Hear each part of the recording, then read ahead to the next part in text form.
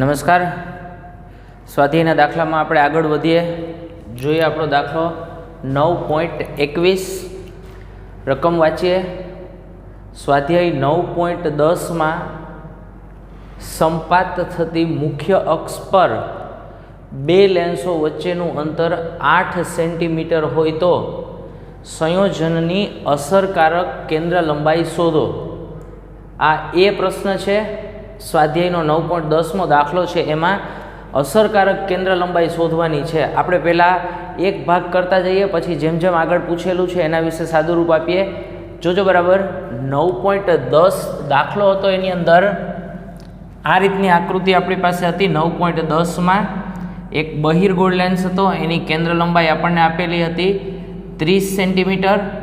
બીજો એક અંતર્ગોળ લેન્સ હતો. આ અંતર્ગોળ લેન્સની કેન્દ્ર લંબાઈ આપણને આપેલી હતી 20 સેન્ટીમીટર. એટલે અંતર્ગોળ લેન્સની કેન્દ્ર લંબાઈ સામાન્ય રીતે માઇનસ, બહિર્ગોળ લેન્સની કેન્દ્ર લંબાઈ પ્લસ. હવે પહેલો પ્રશ્ન શું છે તો કે સંયોજનની અસરકારક કેન્દ્ર લંબાઈ શોધો. એટલે અસરકારક કેન્દ્ર લંબાઈનું સૂત્ર છે એફ ઇક્વેલન્ટ. હું એફ ઈ ક્યુ લખી નાખું છું ઇક્વેલન્ટ માટે. તો આવું સૂત્ર છે સંયોજનની અસરકારક કેન્દ્ર લંબાઈ F1 plus F2 minus D upon F1 F2. જોજો બરાબર. અત્યારે તમને શું કીધું છે? મુખ્ય અક્ષ પર બે લેન્સો વચ્ચેનું અંતર 8 સેન્ટીમીટર હોય. એટલે અહીંયા હું બે લેન્સ વચ્ચેનું અંતર ડી લઈ લઉં અને ડી બરાબર કેટલું થઈ જશે? 8 સેન્ટીમીટર. હવે હું અસરકારક કેન્દ્ર લંબાઈ શોધું. અહીંયા એફ ઇક્વેલન્ટ, એટલે અહીંયાથી F equivalent is equals two 1 upon F1 એટલે 1/30. અહીંયા F2 માઇનસ 20 છે એટલે માઇનસ 1/20. અહીંયા છેદમાં F1 30, આ માઇનસ 20, માઇનસ માઇનસ થઈ જશે પ્લસ, અને અહીંયા ઉપર લખી નાખું છું હું 8. હવે જોજો આનો લસા લઈએ એટલે 600 લસા થશે. એફ ઇક્વેલન્ટ બરાબર અહીંયા લખી નાખું છું 600, એટલે ઉપર અહીંયા થઈ જશે 20, અહીંયા માઇનસ 30 વત્તા 8. એટલે હવે આપણી પાસે સાદું રૂપ આપીએ એટલે 1 upon F equivalent is equals two અહીંયા તમારી પાસે થઈ જશે માઇનસ 10 પ્લસ 2 એટલે માઇનસ 2/600 એટલે માઇનસ 2/600. ફરીથી એફ ઇક્વેલન્ટ બંને બાજુ વ્યસ્ત કરીએ એટલે માઇનસ 600/2 એટલે એફ ઇક્વેલન્ટનો જવાબ થઈ જશે માઇનસ 300 સેન્ટીમીટર. એટલે આ આપણી સંયોજનની અસરકારક કેન્દ્ર લંબાઈ છે એ મળી ગઈ. હવે આગળ જોઈએ દાખલાની અંદર. ફરીથી આ જવાબ સંયોજનની કઈ તરફથી પ્રકાશની સમાંતર કિરણાવલી આપાત કરવામાં આવે છે તેના પર આધારિત છે. બીજો પ્રશ્ન એમાં શું સંયોજનની અસરકારક કેન્દ્ર લંબાઈનો ખ્યાલ સહેજ પણ ઉપયોગી છે? એટલે હવે તમને એવું છે, જવાબ સંયોજનની કઈ તરફ પ્રકાશની સમાંતર કિરણાવલી આપાત કરવામાં આવે. એટલે આ આકૃતિની અંદર પ્રકાશ આ બાજુથી આપાત કરવામાં આવે કે આ બાજુથી આપાત કરવામાં આવે તેના પર આધારિત છે. એટલે કે આ જવાબ એના ઉપર આધારિત છે. બીજું, આ અસરકારક કેન્દ્ર લંબાઈનો ખ્યાલ એટલે કે આ સૂત્રવાળી વાત સહેજ પણ ઉપયોગી છે કે નહીં એ આપણે સમજવાનું છે. હવે જોઈએ અહીંયા. જોજો બરાબર. હું ફરીથી આકૃતિ દોરું છું. અહીંયા કઈ તરફથી પ્રકાશની સમાંતર કિરણાવલી આપાત કરવામાં આવે છે તેના પર આધારિત છે કે નહીં. હું આ આકૃતિ દોરું ને એના ઉપરથી તમારે ઘણો બધો કોન્સેપ્ટ ક્લિયર થઈ જશે. અને આકૃતિ ઉપરથી કિરણાવલી કઈ રીતે દોરો એ સૌથી અગત્યની વાત અત્યારે. અહીંયા ફરીથી F1 30 સેન્ટીમીટર, આની F2 લઈએ માઇનસ 20 સેન્ટીમીટર. હવે ધારી લ્યો કે પ્રકાશની કિરણાવલી આ બાજુ ડાબી સાઈડથી આપણે આપાત કરીએ છીએ. એટલે આ પ્રકાશની કિરણાવલી બહિર્ગોળ લેન્સ ઉપર આમ આપાત થઈ, આવું સમજી લો. ધારો કે આ લેન્સ નથી એવું સમજો, અત્યારે હજી આ બે લેન્સ વચ્ચેનું અંતર તમારી પાસે છે 8 સેન્ટીમીટર. અહીંયા લખી નાખું છું આમ નામ 8 સેન્ટીમીટર. હવે ધારો કે આ લેન્સ ના હોય તો આ બહિર્ગોળ લેન્સ ઉપર ડાબી સાઈડથી પ્રકાશની કિરણાવલી આપાત થઈ આવતા કિરણો કેવા છે? મુખ્ય અક્ષને સમાંતર. મુખ્ય અક્ષને સમાંતર હોય એટલે વસ્તુ ક્યાં હશે? અનંત અંતરે. અનંત અંતરે વસ્તુ હોય તો પ્રતિબિંબ ક્યાં મળે? કેન્દ્ર લંબાઈ જેટલા અંતરે. એટલે ખરેખર અહીંયા ક્યાંક કિરણો મળતા હશે અને આ અંતર કેટલું હશે? તો કે અહીંયાથી એની કેન્દ્ર લંબાઈ જેટલું. કેન્દ્ર લંબાઈ કેટલી છે? તો કે 30 સેન્ટીમીટર જેટલું. બરાબર જોજો. હવે અત્યારે વાત થઈ તમારા માટે ખાલી બહિર્ગોળ લેન્સ વડે મળતા પ્રતિબિંબ વિશેની વાત. હું અહીંયા બહિર્ગોળ લેન્સ માટેથી ખાલી લખું, પ્રતિબિંબમાં ખાલી આટલું લખું છું. જોજો, F1 બરાબર 30 સેન્ટીમીટર. તો મને પ્રતિબિંબ કેટલા અંતરે મળેલું છે? અહીંયા વસ્તુ લખી નાખું છું U1 અનંત અંતરે. તો પ્રતિબિંબ અંતર પણ કેટલું થઈ ગયું છે? 30 સેન્ટીમીટર. કારણ કે વસ્તુ અનંત અંતરે હોય તો પ્રતિબિંબ કેન્દ્ર લંબાઈ જેટલા અંતરે હોય. હવે આપણે ખરેખર પ્રતિબિંબ મેળવવાનું છે કોને કારણે? હવે અંતર્ગોળ લેન્સ માટે. હું અહીંયા લખું છું હવે અંતર્ગોળ લેન્સ માટે. આ અંતર્ગોળ લેન્સ માટે. હવે જોજો બરાબર, અંતર્ગોળ લેન્સ માટે કેન્દ્ર લંબાઈ તો તમને આપેલી છે. F2 કેટલી થઈ જશે? -20 સેન્ટીમીટર. હવે વસ્તુ અંતર એને U2 કહું તો આ આભાસી વસ્તુ તરીકે વર્તશે. અહીંયાથી આટલું અંતર 30 છે, આ અંતર છે 8, આટલું બાદ કરી નાખો તો આ અંતર કેટલું વધવાનું છે? 22 સેન્ટીમીટર. એટલે અહીંયા લખી નાખું છું 30 - 8 એટલે થઈ જશે 22 સેન્ટીમીટર. આ આભાસી વસ્તુ એટલે 22 સેન્ટીમીટર. આપાત કિરણની દિશામાં અંતર વસ્તુ અંતરો એટલે +22 સેન્ટીમીટર. હવે મારે મેળવવાનું શું છે અહીંયા? તો કે પ્રતિબિંબ અંતર મેળવવાનું છે.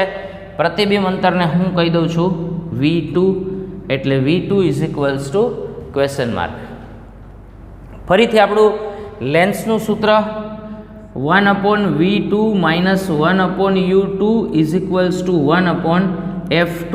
અંતર્ગોળ લેન્સ માટે V2 મેળવવાનું છે એટલે આપણે V2 ને સૂત્રનો કરતા બનાવવાનો છે. તમે જોજો આ બાજુ F ઇક્વેલન્ટ વાળું સૂત્ર તમે બરાબર લખી નાખજો, અથવા તો તમે વિડીયો બેક કરીને પણ આ સૂત્ર પાછું જોઈ શકશો ગમે ત્યારે. હું હવે આ ભાગ કાઢી નાખું છું બોર્ડમાંથી. એટલે આગળ આપણે સાદું રૂપ આપતા જઈએ.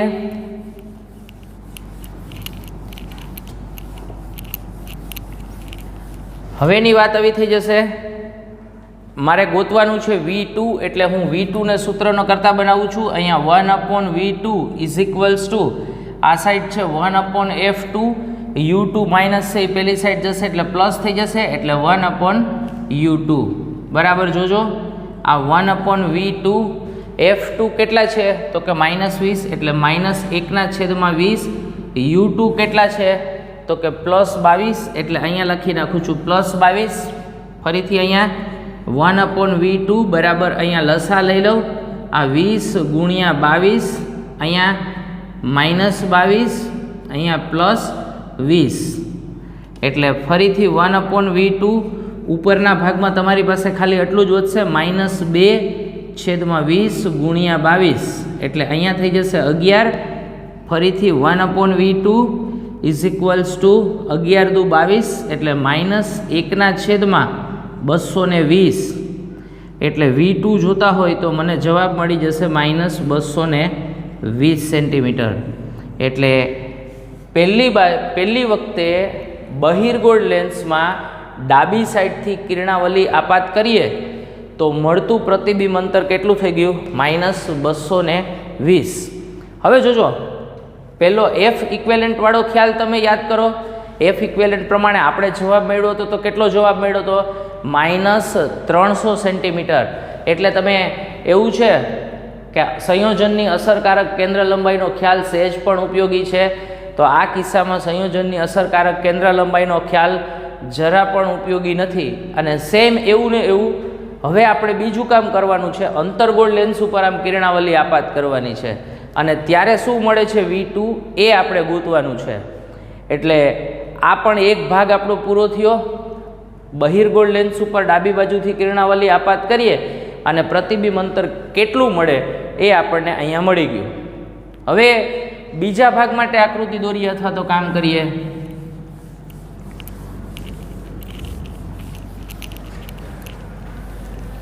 હું ફરીથી પહેલી જ આકૃતિ દોરું છું. હવે બીજા ભાગ માટે કામ કરીએ. અહીંયાથી જોજો બરાબર, હું આ બહિર્ગોળ લેન્સ અહીંયા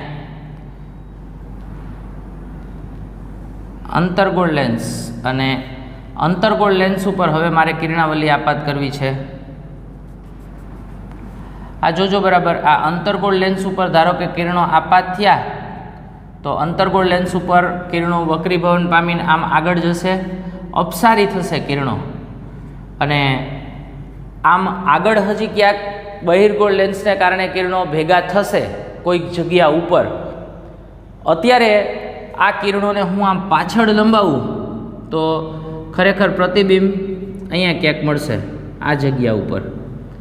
એટલે શું થાય જોજો બરાબર, અહીંયા F1 આપણી પાસે હતું 30 સેન્ટીમીટર, F2 છે આપણી પાસે -20 સેન્ટીમીટર, આ બે વચ્ચેનું અંતર છે આપણી પાસે 8 સેન્ટીમીટર. હું અહીંયા કામ કરું છું જોજો બરાબર. હવે આ અંતર્ગોળ લેન્સ એના ઉપર કિરણાવલી ડાબી બાજુથી આમ આપાત થઈ વક્રીભવન પામીને કિરણો આમ છૂટા પડે છે, અપસારી છે. અત્યાર પૂરતા આ બેને હું આમ પાછળ લંબાવું તો આ અનંત અંતરેથી આવતા કિરણો છે તો અંતર્ગોળ લેન્સની અંદર વસ્તુની બાજુએ જ એટલે કે આભાસી પ્રતિબિંબ મળવાનું છે. પણ પ્રતિબિંબ ક્યાં મળશે તો કે કેન્દ્ર લંબાઈ જેટલા અંતરે જ મળવાનું. કેન્દ્ર લંબાઈ જેટલા અંતર એટલે અહીંયા ખરેખર પ્રતિબિંબ તો આટલા અંતરે જ મળવાનું છે, 20 સેન્ટીમીટર અંતરે. હું અંતર્ગોળ લેન્સ માટે લખું છું બધું બરાબર જોજો. અહીંયા F2 કહી દઉં છું ખાલી આને, એટલે -20 સેન્ટીમીટર. વસ્તુ અંતરે કહી દઉં છું U2, આ બાજુ માટે હવે U2 વાપરું છું શબ્દ. U2 તો કે અનંત અંતરે, તો પ્રતિબિંબ કેટલા અંતરે મળ્યું તો કે 20 સેન્ટીમીટર. વસ્તુ અનંત અંતરે હોય એટલે પ્રતિબિંબ કેન્દ્ર લંબાઈ ઉપર જ મળે અને પ્રતિબિંબ અંતર કેન્દ્ર લંબાઈ જેટલું જ થાય. પ્રતિબિંબ મુખ્ય કેન્દ્ર ઉપર મળે અને પ્રતિબિંબ અંતર કેન્દ્ર લંબાઈ જેટલું થાય. એટલે V2 બરાબર થઈ ગયું આપણી પાસે 20 સેન્ટીમીટર. હવે જોજો, હવે આપણે કામ કરવાનું છે બહિર્ગોળ લેન્સ માટે. અહીંયા હું લખું છું બહિર્ગોળ લેન્સ માટે.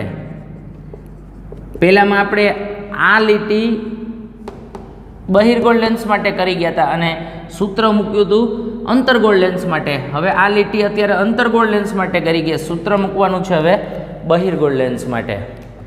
તો બહિર્ગોળ લેન્સ માટે કેન્દ્ર લંબાઈ તમને આપેલી છે. બહિર્ગોળ લેન્સની કેન્દ્ર લંબાઈ કેવી થવાની છે પ્લસ, એટલે આ લખી નાખું છું +30 સેન્ટીમીટર. હવે આ બહિર્ગોળ લેન્સથી વસ્તુ અંતર માપવાનું છે. તો વસ્તુ અંતર તો અહીંથી આટલું થશે.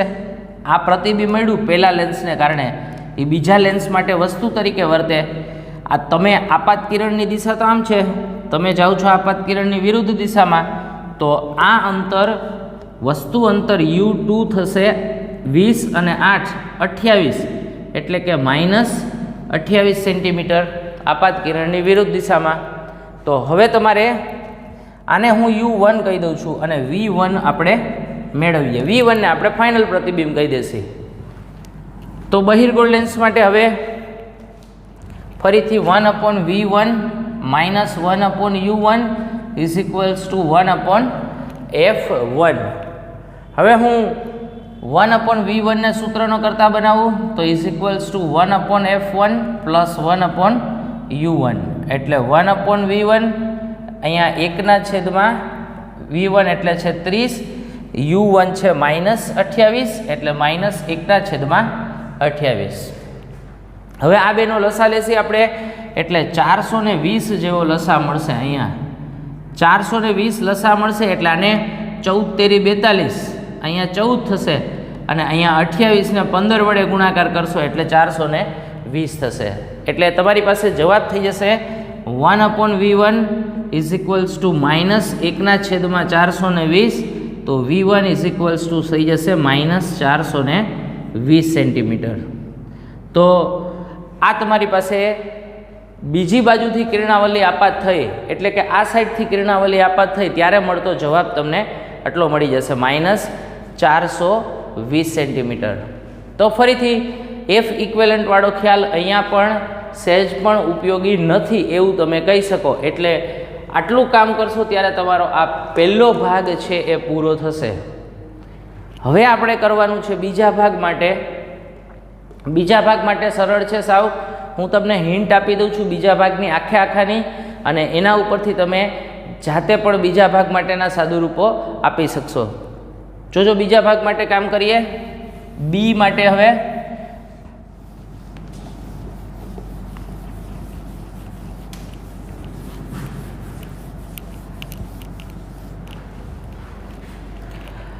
જોજો, ઉપયુક્ત ગોઠવણી એમાં 1.5 સેન્ટીમીટર ઊંચાઈની એક વસ્તુને બહિર્ગોળ લેન્સ તરફ 40 સેન્ટીમીટર અંતરે મૂકવામાં આવે છે।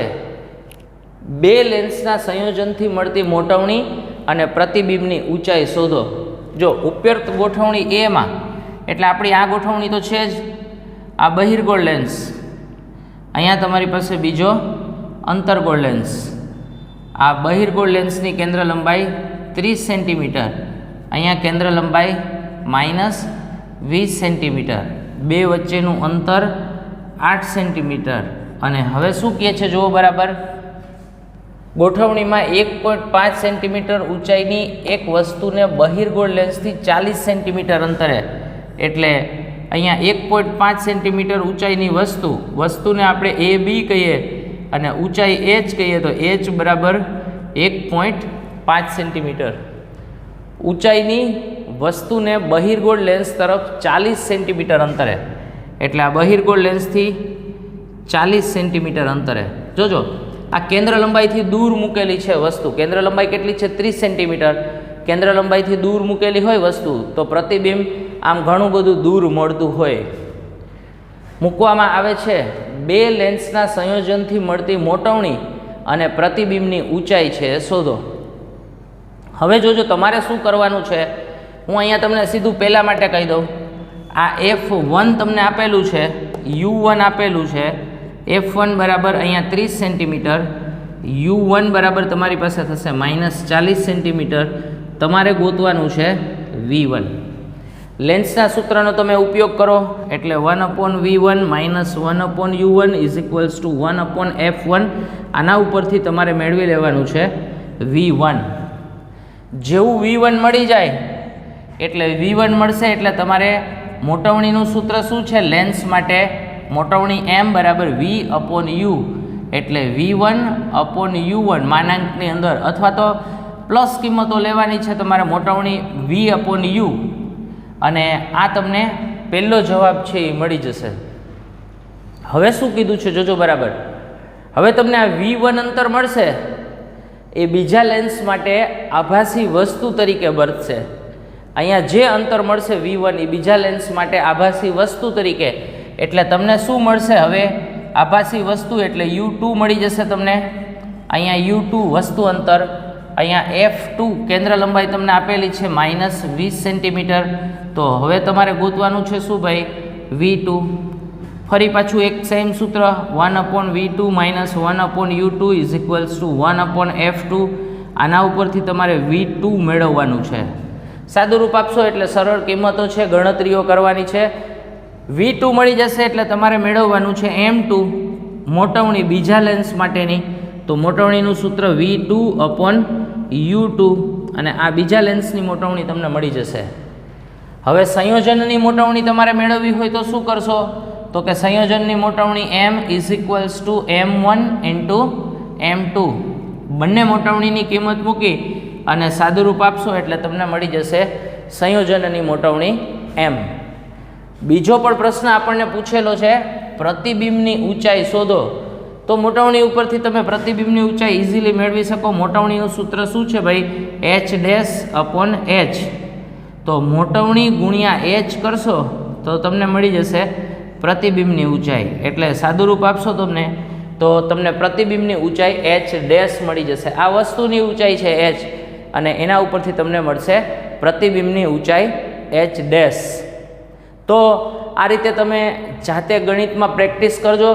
ગણતરીઓ કરવાની છે, ગણતરી કરશો એટલે દાખલો સાવ ઇઝી. ફરીથી દાખલામાં તમારે પ્રતિબિંબ કેવી રીતના મળે છે એ કોન્સેપ્ટ બરાબર ક્લિયર હોવો જોઈએ, અને એ કોન્સેપ્ટ ક્લિયર હશે તો જ તમને દાખલો વધારે સરળતાથી આવડશે. અને બાકી પ્રેક્ટિસ તમારે ગણતરીઓની કરવાની છે. તો જોઈએ એના પછીનો દાખલો આપણો 9.22. 60 ડિગ્રીનો વક્રતાકારક કોણ ધરાવતા પ્રિઝમની સપાટી પર કેટલા લઘુત્તમ કોણે આપાત થતા કિરણનું બીજી સપાટીથી સહેજ પૂર્ણ આંતરિક પરાવર્તન થાય અને પ્રિઝમના દ્રવ્યનો વક્રીભવનાંક 1.524. જોજો બરાબર, હું આકૃતિ દોરું છું અહીંયા. આ પ્રિઝમવાળી આકૃતિ પ્રિઝમ વિના વક્રીભવનાંકવાળા ટોપિકમાં આપણે શીખી ગયા. અહીંયા ધારો કે પ્રિઝમ ABC હું લઈ લઉં છું, અહીંયા સપાટીને દોરેલો એક લંબ લઈ લઉં છું, અને આ એક આપાત કિરણ છે PQ, અને Q બિંદુ પાસે દોરેલો લંબ, આ આપાત કોણ કહીએ આપણે I. હવે કિરણ વક્રીભવન પામશે એટલે આ બાજુ અહીંયા વક્રીભવન પામ્યું અને વક્રીભૂત કોણ કહું છું હું R1. હવે જોજો બરાબર, તમને એવું કીધું છે કેટલા લઘુત્તમ કોણે આપાત થતા, એટલે I બરાબર ક્વેશ્ચન માર્ક છે આપણા માટે. કેટલા લઘુત્તમ કોણે આપાત થતા કિરણનું બીજી સપાટીથી સહેજ પૂર્ણ આંતરિક પરાવર્તન થાય.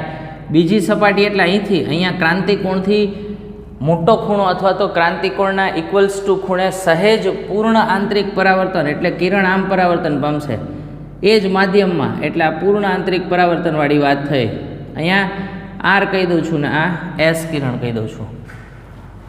તો તમારે ગોતવાનું છે શું, તો કે કેટલા લઘુત્તમ આપાત કોણ, એટલે I ની કિંમત તમારે ગોતવાની છે. જોજો બરાબર, પ્રિઝમ કારક અહીંયા 60 ડિગ્રીનો ખૂણો આપેલો છે A.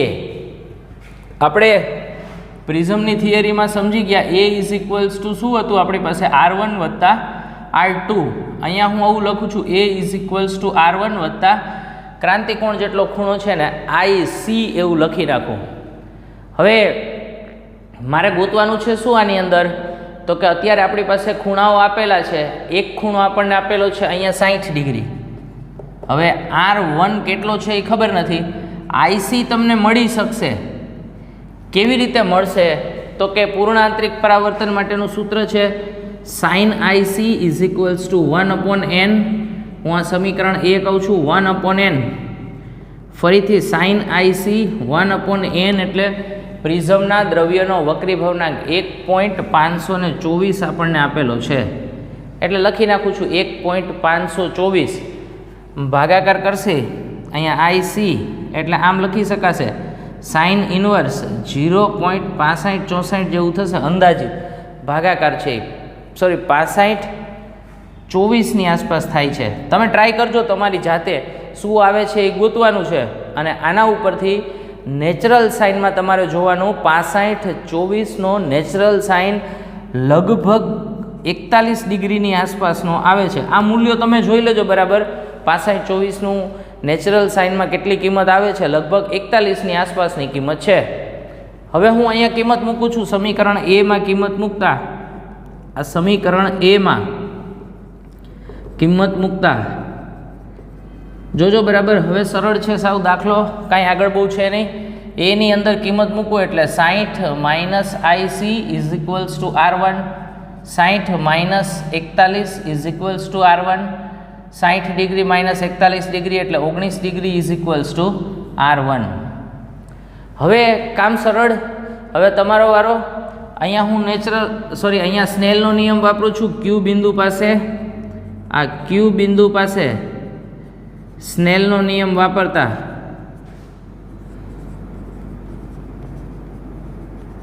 તો સ્નેલનો નિયમ એટલે N1 sin I is equals two N2 sin R1. મારે હવે I ગોતવાનો છે, બધી કિંમતો મૂકું છું. N1 ની કિંમત 1, sin I ની કિંમત આપણે ગોતવાની છે I ની. N2 તમને આપેલો છે 1.524 ગુણ્યા સાઇન R1 એટલે સાઇન 19. તમે સાદુરૂપ આપી શકશો, હું ટ્રાય કરું છું. અહીંયા આ sine I is equals to 1.524. ફરીથી નેચરલ સાઇનની અંદર સાઇન 19ની કિંમત 0.3256 જેવી થશે. ગુણાકાર કરશો એટલે 0.4926ની આસપાસ. I બરાબર સાઇન ઇન્વર્સ, અહીંયા 0.4926 એટલે એપ્રોક્સિમેટલી ઇક્વલ્સ ટુ 0.30 ડિગ્રી જેવું થશે. જોજો શું કામ 0.30 ડિગ્રી કહું છું, તો કે આ 0.4926 એટલે 0.5 જેવું જ થયું. હવે સાઇન 30ની કિંમત 1/2 એટલે 0.5 જેવું જોઈએ, એટલે ખૂણો લગભગ આપણો કેટલાનો થઈ જશે? 30 ડિગ્રીની આસપાસનો.